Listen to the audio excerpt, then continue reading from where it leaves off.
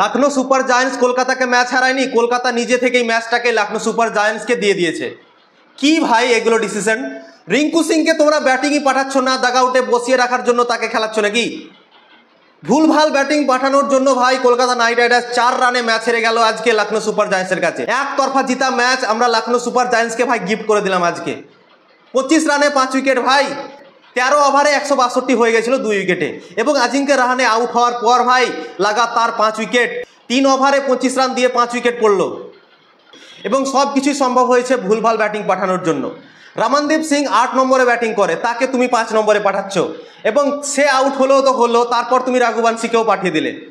একটা ভুল মানা যায়, কিন্তু তুমি পরপর ভুল করেই যাচ্ছ এবং লখনৌ সুপার জায়ান্টসকে নিজের ওপরে চাপতে দিচ্ছ। এবং লখনৌ সুপার জায়ান্টস আজকে ওই রকমই করলো। তোমরা সুযোগ দিলে চাপার এবং তারা চেপে গেল এবং তোমাদেরকে হারিয়েই দিল। যে ম্যাচটা তোমাদের পকেটে ভরে দিয়েছিল, শুধু একটু বাকি ছিল পকেটে ভরতে, সেই ম্যাচটাকে তোমাদের পকেট থেকে বার করে নিল এবং নিজের পকেটে ভরে নিল। এত ভাই বাজে ডিসিশন, সত্যি ভাই কি বলবো। আজকে 162 রানে 2 উইকেট এবং আজিঙ্ক্য রাহানে ফুলটাস বলে আউট হলো। আজিঙ্ক্য রাহানে অসাধারণ ইনিংস খেলেছেন, মানতে হবে ভাই, তার ভাই আমি তারিফ করব, তার জন্য ভাই একটা হাততালি। এবং তারপর বাকি ব্যাটসম্যানরা ভাই কি করলো? বাকি ব্যাটসম্যানদের এই ম্যাচটা জেতাবার কথা ছিল, কিন্তু ব্যাটসম্যানরা কি করলো এটা ভাই আমি বুঝতে পারলাম না। 162 রানে 2 উইকেট থেকে 185 রান যেতে যেতে ভাই 7 উইকেট,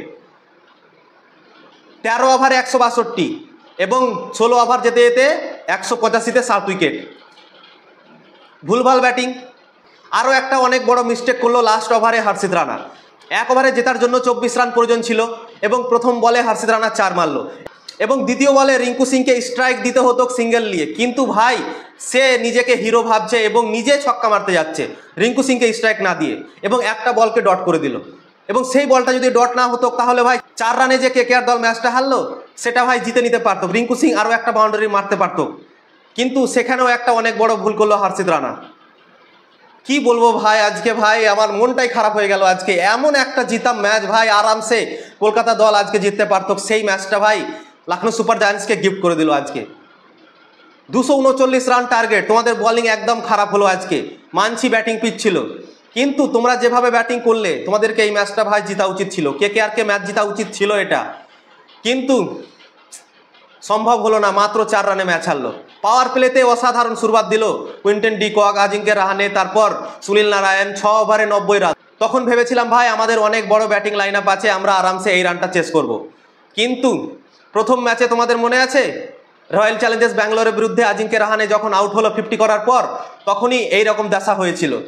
তখনও ভাই অনেকগুলো উইকেট হারিয়ে মাত্র 174 রানে থেমে গিয়েছিল কলকাতা দল, এবং সেম জিনিস আজকে রিপিট হলো কলকাতা দলের জন্য এবং ম্যাচ জিততে পারলো না। একটা জিতা ম্যাচ লখনৌ সুপার জায়ান্টসের পকেটে ভরে দিল। টিম ম্যানেজমেন্ট ভাই কি যে ভাবলো, কি দরকার ছিল চেঞ্জ করার ভাই ব্যাটিং লাইন আপ। যখন আজিঙ্ক্য রাহানে আউট হলো তখন রিঙ্কু সিংকে পাঠানো দরকার ছিল, রিঙ্কু সিংকে না পাঠিয়ে রমনদীপ সিংকে পাঠিয়ে দিল, যে ব্যাটিংই করে না, 8 নম্বরে ব্যাটিং করে সব দিনই, তাকে পাঠিয়ে দিল। এবং রমনদীপ সিং চললো না, আউট হয়ে গেল। তারপর তো রিঙ্কু সিংকে পাঠাও, তাও পাঠালো না, আবার রঘুবংশীকে পাঠিয়ে দিল, রঘুবংশীও আউট হয়ে চলে গেল। তারপরও রিঙ্কুকে পাঠালো না, রাসেলকে পাঠিয়ে দিল। তারপর যখন ভেঙ্কটেশ আউট হলো তখন আবার রিঙ্কুকে পাঠালো। তো এত মিস্টেক করলে ভাই কি করে ম্যাচ জিতা যাবে বলো?